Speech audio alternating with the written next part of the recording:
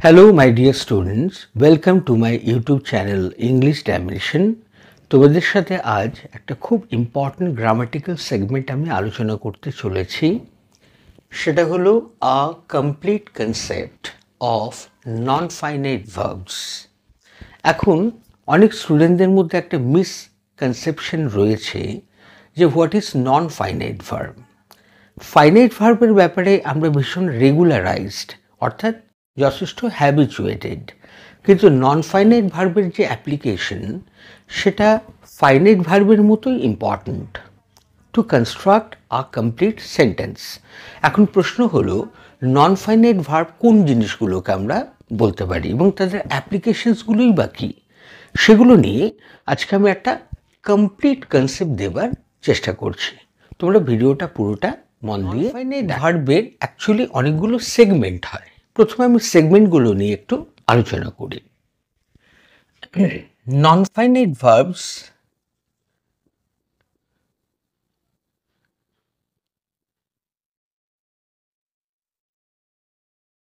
এর ব্রাঞ্চেসগুলো তোমরা একটু খেয়াল করো।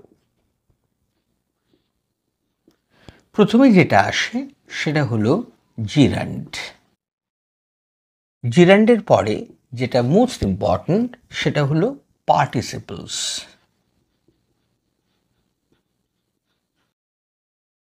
পার্টিসিপলসের পরে যেটা আসে সেটাকে আমরা বলি ইনফিনিটিভ। আর ফাইনালি যেটা আসে সেটাকে আমরা বলি নমিনেটিভ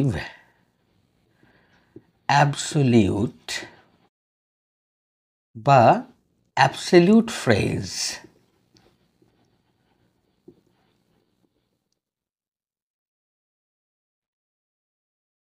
তাহলে আমরা 1, 2, 3 and 4 চারটে সেগমেন্ট কিন্তু প্রাইমারিলি পেয়ে গেলাম।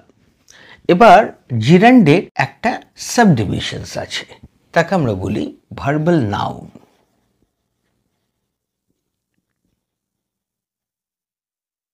পার্টিসিপলসের আবার তিনটে সেগমেন্ট হয়। কি কি? একটা প্রেজেন্ট পার্টিসিপল,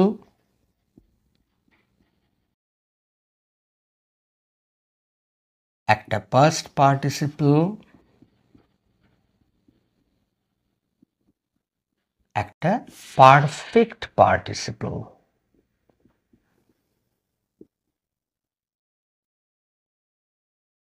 ইনফিনিটিভের একটা সেগমেন্ট হয় সাবডিভিশন হিসেবে, তাকে আমরা বলি বেয়ার ইনফিনিটিভ।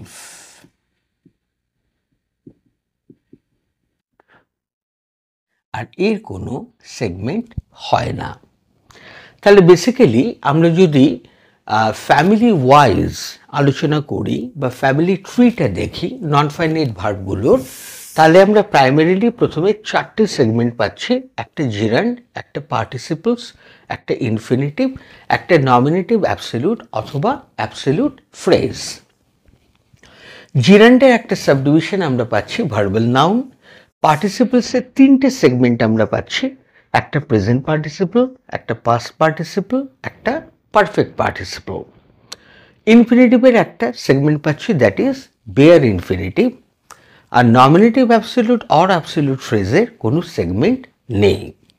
এবার আমরা একটু ফোকাস করব যে এই জিরান্ড, পার্টিসিপল, ইনফিনিটিভ, নমিনেটিভ, অ্যাবসোলিউট এই জিনিসগুলো কনস্ট্রাকশন কি এবং এদের অ্যাপ্লিকেশনই বা কী।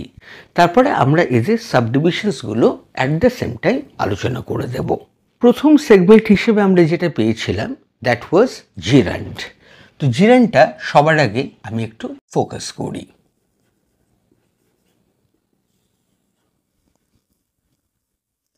দেখো, জিরান্ডের একটা ল্যাটিন নেম আছে, সে নেমটা থেকে আমরা কিন্তু এর ডেফিনিশন বলো কি এর স্ট্রাকচারাল রুল বলো সেটা আমরা ডিরাইভ করতে পারি।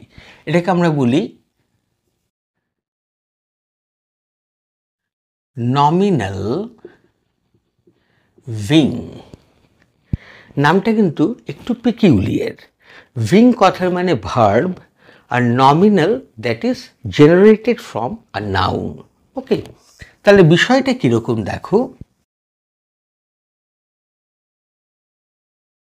এর রুল হিসেবে আমরা লিখে থাকি V1 প্লাস আইএনজি।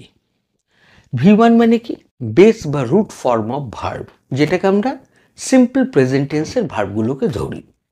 তার সাথে আইএনজি অ্যাড করলাম। যে ফরম্যাটটা আমরা পাবো সেই ফরম্যাটটা যদি নাউনের মতো ফাংশন করে তবে সে নাউনটাকে আমরা বলি জিরান্ড। বিষয়টা কীরকম? বেস ফর্ম অথবা রুট ফর্ম, তার সাথে আইএনজি অ্যাড করলাম, করে যে নাউনটা পেলাম, অর্থাৎ যেটা নাউনের মতো ফাংশন করছে, স্ট্রাকচারটা যে নাউনের মতো ফাংশন করছে, এই নাউনটাকে আমরা বলি জিরান্ড। এখন এই যে জিরান্ড, এরা 3 রকম ওয়েতে কাজ করতে পারে। আমি 3টে ওয়ের কথা তোমাদের আগে বলে রাখি। একটা হচ্ছে সাবজেক্ট অফ দ্য ভার্ব, অথবা আমরা অবজেক্ট অফ দ্য ভার্ব আমরা বলতে পারি। আরেকটা বলি subject and object in a same sentence. অর্থাৎ এই দুটো একসাথে ভার্বের সাবজেক্ট হিসেবে এরা ফাংশন করে, ভার্বের অবজেক্ট হিসেবে ফাংশন করে, অথবা একই সেন্টেন্সের, অর্থাৎ ভার্বের subject and object at the same time হতে পারে। কিভাবে আমরা একটু খেয়াল করব। ধরো সুইম, এটা অবশ্যই V1, তোমরা বুঝতে পারছো, এটা রুট অথবা base form of the simple present tense.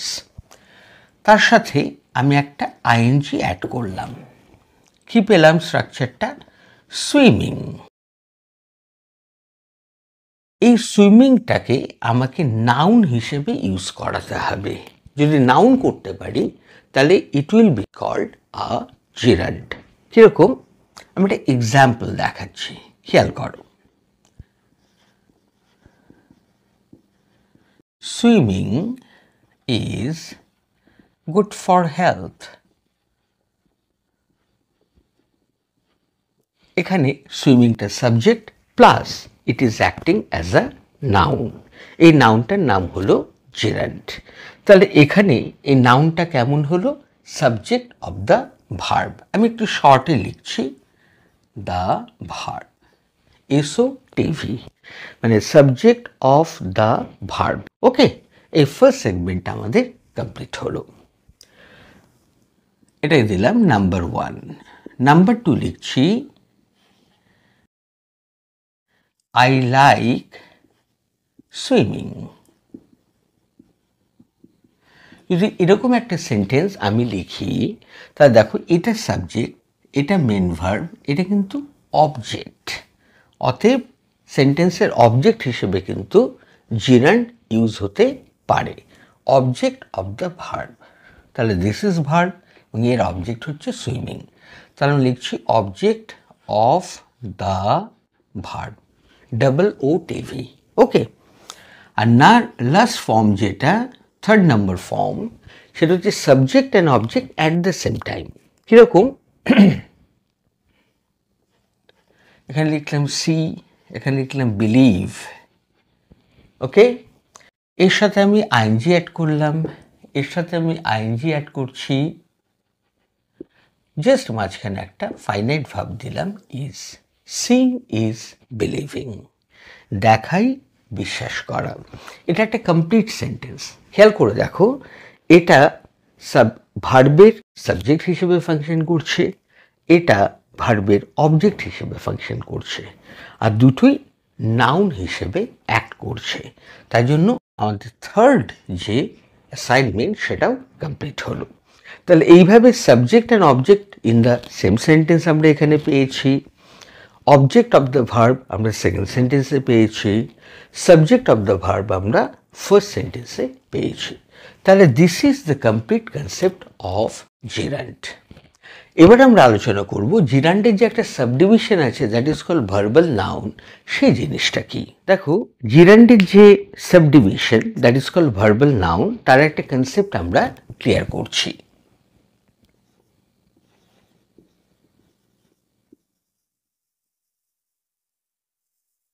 Verbal noun.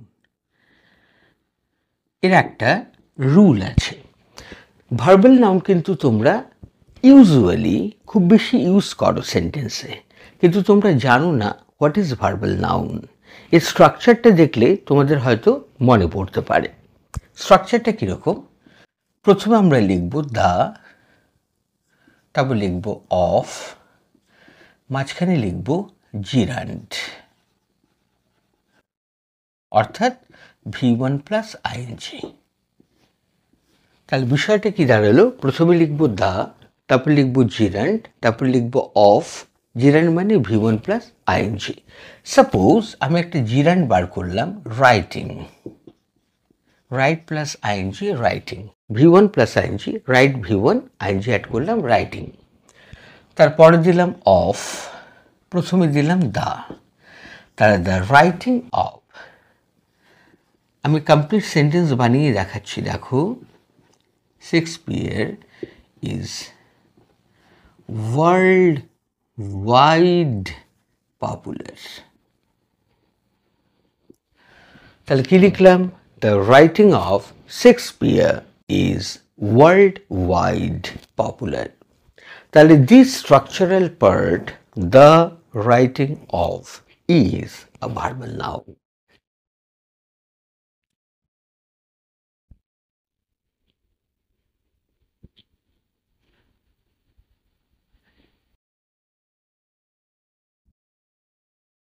Gerund and verbal নাউনের পরে যে আমাদের সেগমেন্টটা আসছে, দ্যাট ইজ কল পার্টিসিপল।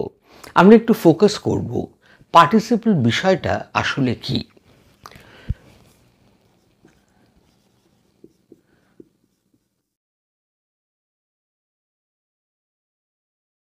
দেখো, পার্টিসিপলস জিরান্ডে যেমন আমি লিখেছিলাম ব্র্যাকেটে নমিনাল ভিং, পার্টিসিপলেরও কিন্তু একটা ল্যাটিন নেম আছে, তার নাম হচ্ছে অ্যাডজেক্টিভাল ভিং। Ving for verb. Ving is Latin word that means in British English verb.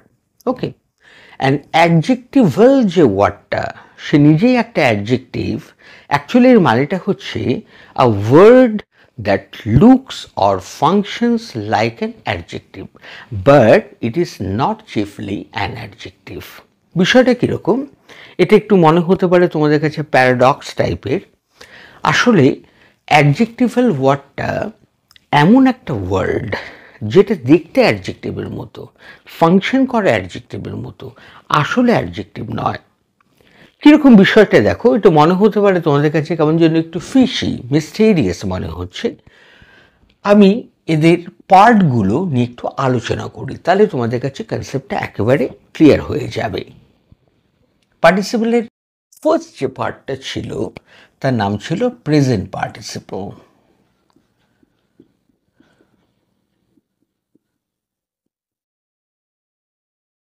দেখো, প্রেজেন্ট পার্টিসিপল করতে গেলে আমাদের একটা স্ট্রাকচারাল পার্ট আগে একটু আলোচনা করতে হবে। সেটা কীরকম?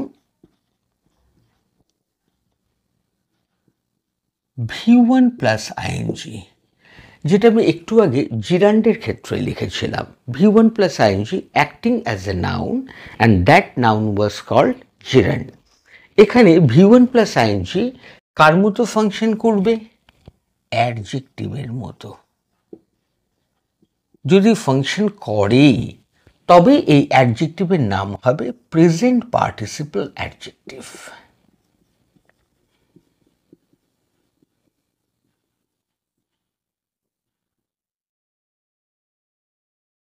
বিষয়টা এরকম।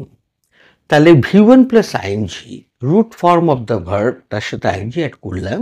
এই স্ট্রাকচারটা যদি অ্যাডজেক্টিভের মতো ফাংশন করে তবে সে অ্যাডজেক্টিভকে আমরা প্রেজেন্ট পার্টিসিপল অ্যাডজেক্টিভ বলে থাকি। এখন বিষয়টা কিভাবে ফাংশন করে সেন্টেন্সে সেটা একটু খেয়াল করো।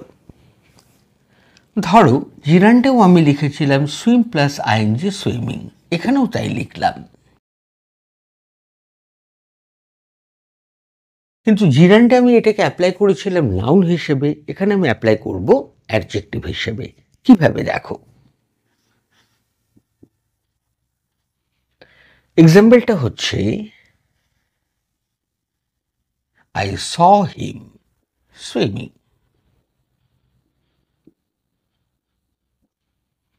আমি দেখেছিলাম তাকে সাঁতার কাটতে। তাহলে তাকে আমি কি অবস্থায় দেখেছিলাম? সাঁতার কাটা অবস্থায়। তাহলে অবস্থা কোন ওয়ার্ড বোঝায়? অবস্থা, সংখ্যা, পরিমাণ এগুলো কোন ওয়ার্ড বোঝায়?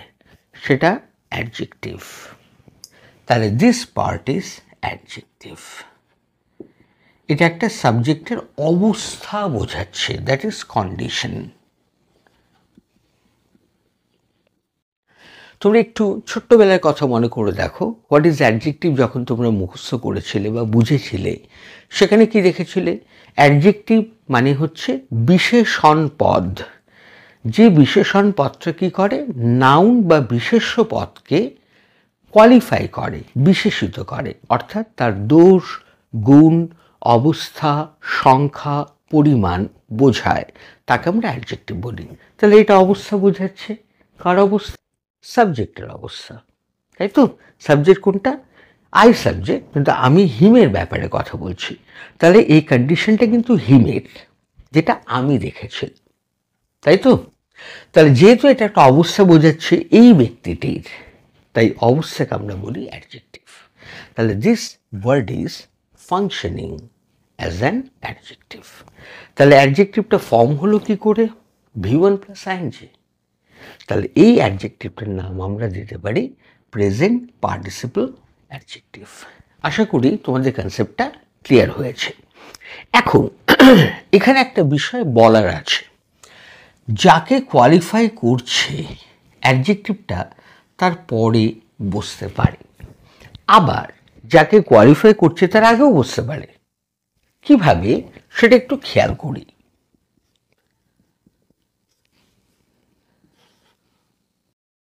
I saw a flying bird. আমি দেখেছিলাম মূলত একটা পাখিকে, মেনলি আমি একটা পাখিকে দেখেছিলাম। পাখিটা কি অবস্থায় ছিল? ফ্লাই করছিল। তাহলে এটাও কিন্তু বার্ডের একটা অবস্থা বোঝাচ্ছে, কন্ডিশন বোঝাচ্ছে। তাই জন্য ফ্লাইং ওয়ার্ডটাও কিন্তু একটা অ্যাডজেক্টিভ এই নিচে। আর এই অ্যাডজেক্টিভটা কীভাবে ফর্ম হলো? Same rule, V1 ING, functioning as adjective. এই অ্যাডজেক্টিভগুলোকে আমরা বলি প্রেজেন্ট পার্টিসিপল অ্যাডজেক্টিভ। এখন বিষয়টা কি দাঁড়ালো? হয় সেটা নাউনের আগে বা প্রোনাউনের পরে বা আগে বসতে পারে। তাহলে যেটা পরে বসে তাকে আমরা বলি প্রেডিকেটিভ, প্রেডিকেটিভ অ্যাডজেক্টিভ।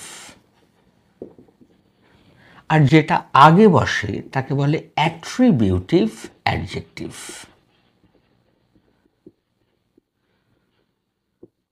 তাহলে আমরা কিন্তু দুটো তথ্য, ইনফরমেশন জোগাড় করলাম, যে প্রেজেন্ট পার্টিসিপল অ্যাডজেক্টিভ হয় প্রেডিকেটিভ হতে পারে, নতুবা অ্যাট্রিবিউটিভ হতে পারে। অর্থাৎ যাকে কোয়ালিফাই করবে হয় তার আগে বসবে, নতুবা পরে বসবে। এই হচ্ছে প্রেজেন্ট পার্টিসিপল অ্যাডজেক্টিভের টোটাল কনসেপ্ট। নেক্সট যে আমাদের আইটেম পার্টিসিপেলের, সেটা হচ্ছে পাস্ট পার্টিসিপল। সেটা এবার তোমরা একটু খেয়াল করো। পাস্ট পার্টিসিপল যে অ্যাডজেক্টিভ, তার একটা স্ট্রাকচারাল প্যাটার্ন আছে। প্যাটার্নটা কীরকম? আমরা ধরো V1-এর সাথে, এটা হচ্ছে রুল আর কি, V1-এর সাথে আমরা কী যোগ করব? ইডি, ডি, ইএন, এনই, এন, টি। এই যে ওয়ার্ড বলবো না, লেটার্স, এই লেটার্সগুলোকে আমরা বলি সাফিক্স। যেটা ওয়ার্ডের পরে বসে সেটা সাফিক্স, যেটা ওয়ার্ডের আগে বসে সেগুলোকে প্রেফিক্স বলে।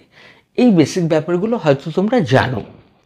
তাহলে রুট ফর্ম অফ ভার্ব, তারপরে যে লেটার বা লেটার্সগুলো অ্যাড হচ্ছে, ওই যে প্যাটার্নটা ফর্ম হচ্ছে, সে প্যাটার্নটা যদি অ্যাডজেক্টিভ হয়, তাহলে সেই অ্যাডজেক্টিভের নাম হবে past participle adjective.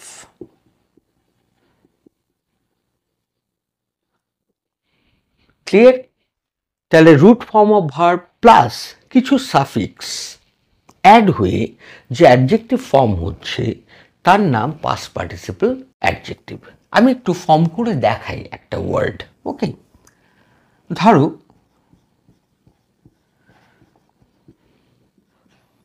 Present past আর পাস্ট পার্টিসিপল কথার কথা।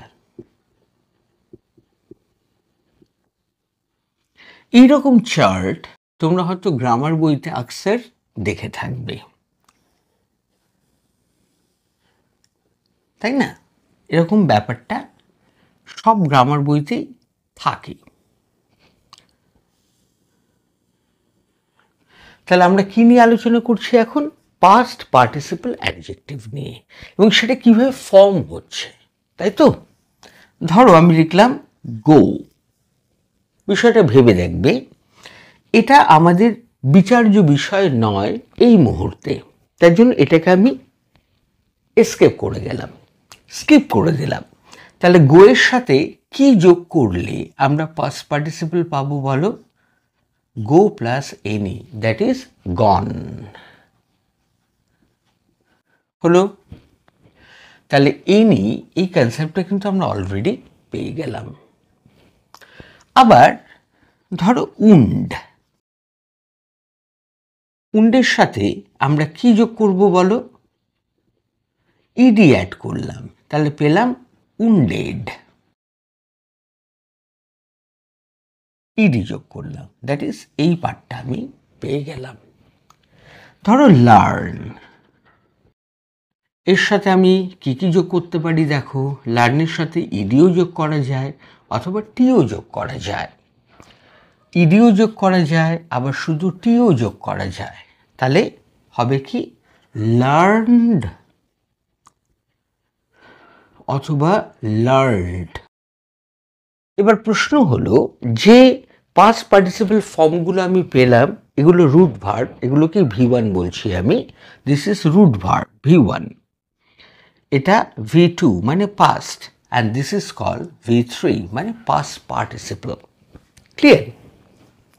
এই যে ওয়ার্ডগুলো পেলাম, এটাকে আমাকে অ্যাডজেক্টিভ হিসেবে এখন ইউজ করে দেখাতে হবে, তবে সে অ্যাডজেক্টিভের নাম হবে পাস্ট পার্টিসিপল অ্যাডজেক্টিভ। একটা অ্যাপ্লিকেশন খেয়াল করো।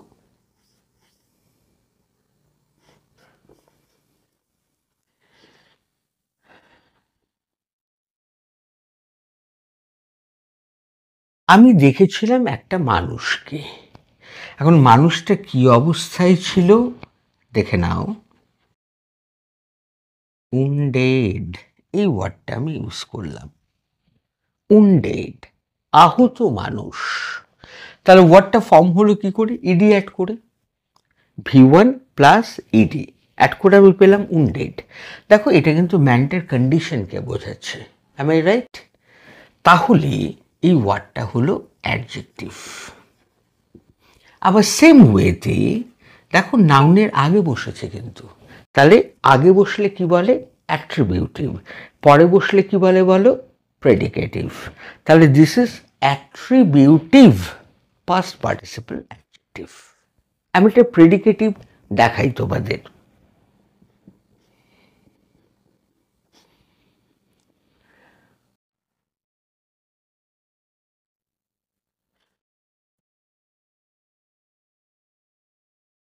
এই জিনিসটাই আমি আবার লিখলাম, I saw a man in a battle. এখানে উন্ডেড কথাটা আমি ইজিলি ইউজ করতে পারি।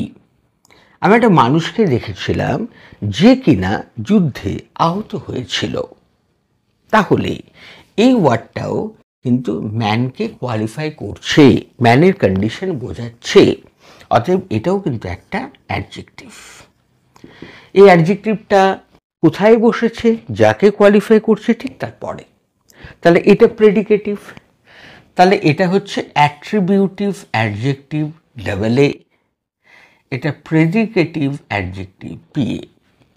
তাহলে এখানেও কিন্তু আমরা এসে একটা জিনিস দেখতে পেলাম যে এটা অ্যাট্রিবিউটিভ অ্যান্ড প্রেডিকেটিভ হতে পারে, like present participle adjective. Next ফর্মে আমরা যেটা দেখব সেটা হচ্ছে পারফেক্ট পার্টিসিপল অ্যাডজেক্টিভ। খেয়াল করবে তোমরা, পারফেক্ট পার্টিসিপল যেটা, সেটা একটা স্ট্রাকচারাল রুল আছে, সেটা তোমরা একটু খেয়াল করো। রুল,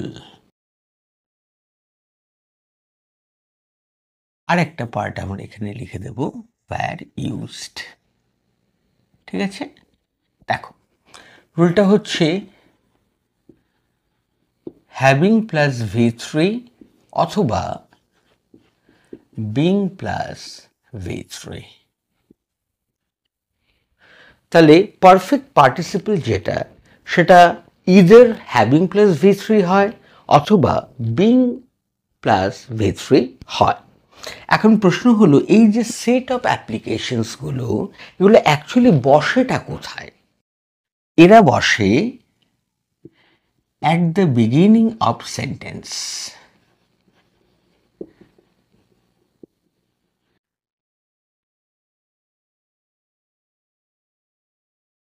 সেন্টেন্সের শুরুতেই আমাদের এই সেট অফ অ্যাপ্লিকেশনসগুলো বসাতে হয়। কিভাবে আমরা ইউজ করি সেটা তোমরা এবার একটু খেয়াল করো। 1,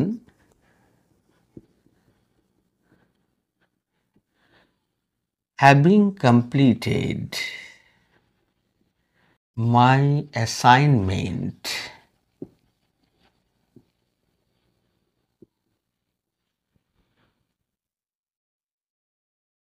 I set out for another work।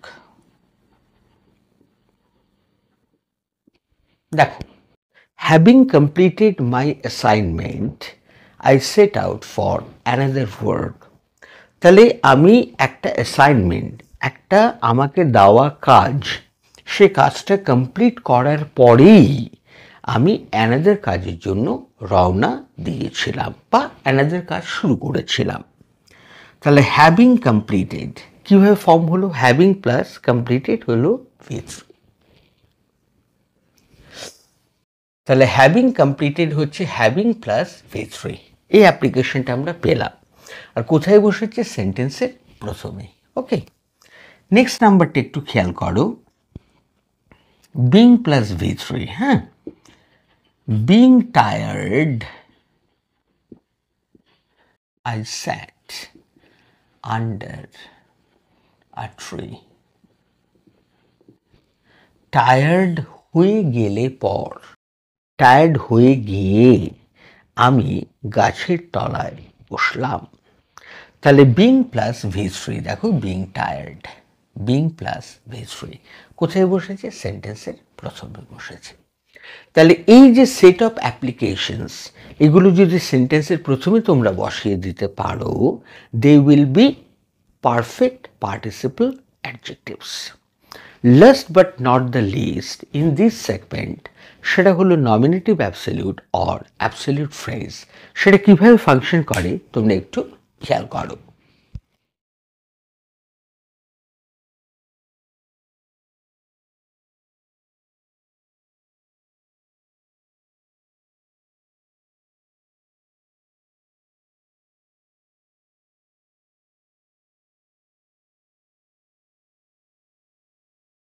দেখো, nominative absolute or absolute phrase যে পার্টটাকে আমি বলছি, এটা নন ফাইনাইট ভার্বের লাস্ট সেগমেন্ট, এবং বিষয়টা কি সেটা একটু খেয়াল করো।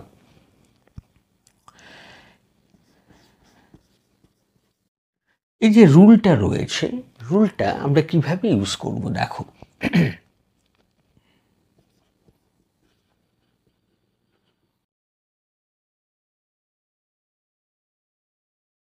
অ্যাপ্লিকেশনটা হচ্ছে হ্যাভিং প্লাস V3।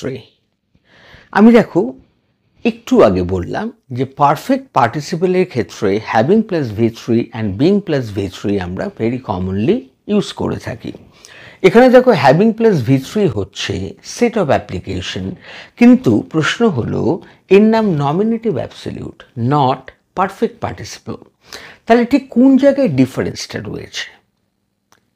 রুল যদি একই হয়, there must be difference in somewhere.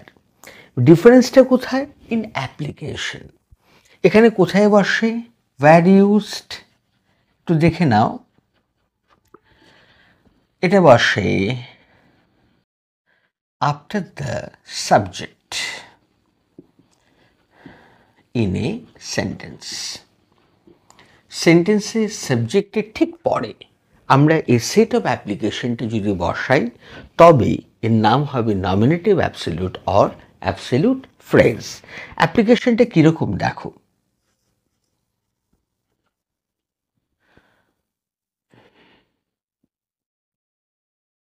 the sun having set we returned home.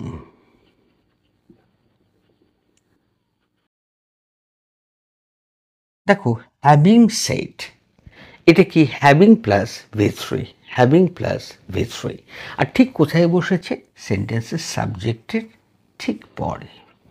তাহলে কি লিখেছে, after the subject in a sentence. তাহলে আমাদের যে ক্রাইটেরিয়া সেটা অ্যাপ্লিকেশনে ফুলফিল হচ্ছে। তাহলে এই অ্যাপ্লিকেশনটা কেমন, হ্যাভিং V3, এখানে কিন্তু বিং V3 এর কোনো জায়গা নেই। হ্যাভিং V3 একটাই অ্যাপ্লিকেশন রয়েছে, নমিনেটিভ অ্যাবসলিউট অর অ্যাবসলিউট ফ্রেজের, যদি তুমি সে সেট অফ অ্যাপ্লিকেশনটাকে immediately after the subject use করতে পারো। আমাদের লাস্ট একটা সেগমেন্ট বাকি যেটা রয়েছে that is infinitive and bare infinitive, সে দুটো আমি একসাথে আলোচনা করে দিচ্ছি, খেয়াল করো।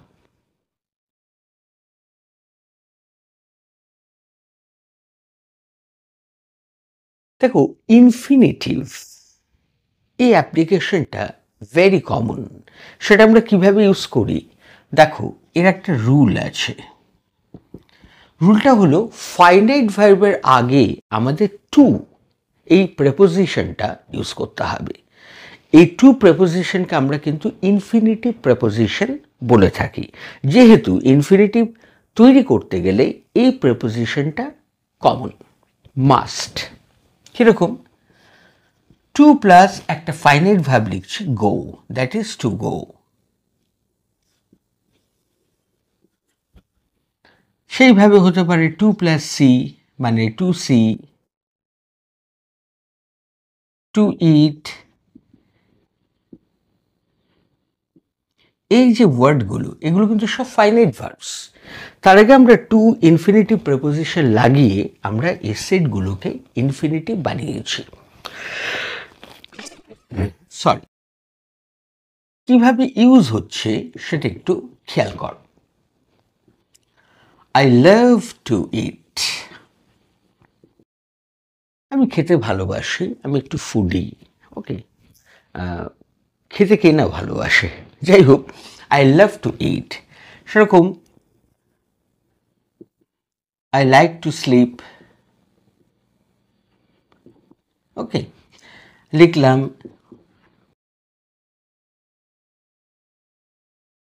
he does the work to satisfy me, সে আমাকে স্যাটিসফাই করার জন্য কাজ করে। এই যে তাহলে to sleep, to eat, to satisfy, এই যে সেট অফ অ্যাপ্লিকেশনসগুলো এগুলোকে আমরা বলছি ইনফিনিটিভস। তাহলে now the question arises, what is bare infinitive. Bare infinitive ব্যাপারটা একটু দেখো। বিয়ার কথার অ্যাকচুয়ালি মানে হলো উইদাউট, অ্যাকসেপ্ট, বেরেভড, এরকম ওয়ার্ডগুলো আমরা ইউজ করতে পারি।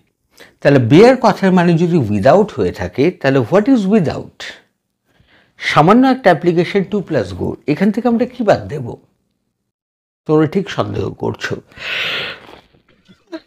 সরি, এই যে টু গো কথাটা লিখেছিলাম এখান থেকে টুটা বাদ দিয়ে দেব। এখন প্রশ্ন হলো, এই যে টুটা বাদ দিলাম, পড়ে থাকলো ফাইনাইট ভার্ব। এই ফাইনাইট ভার্বটা কিন্তু বিয়ার ইনফিনিটিভ, মেন ভার্ব নয়। বিষয়টা কিরকম দেখো,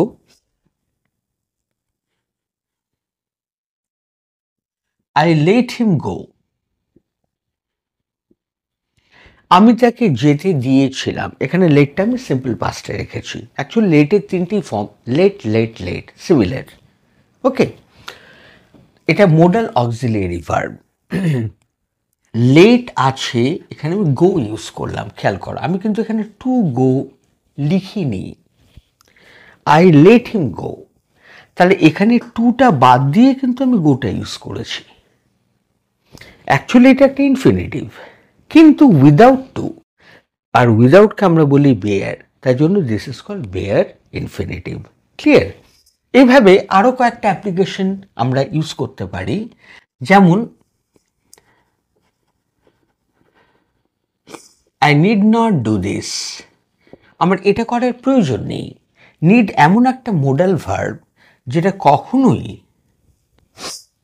ইনফিনিটিভকে প্যাম্পার করে না, করে কাকে? বিয়ার ইনফিনিটিভকে। আমরা কিন্তু এখানে টু লিখিনি, টু ডু দিস লিখিনি, তাই জন্য টুটা যেহেতু বাদ পড়েছে, উইদাউট হয়ে গেছে, বেয়ার হয়ে গেছে, তাই this infinitive is called bare infinitive. তাহলে আমি আশা করছি যে আজকের যে ভিডিওটা বা আজকের যে লেসন, যে ক্লাসটা আমরা করলাম, সে ক্লাসটা থেকে তোমরা কমপ্লিট একটা কনসেপ্ট পেয়েছো, what is non finite verb.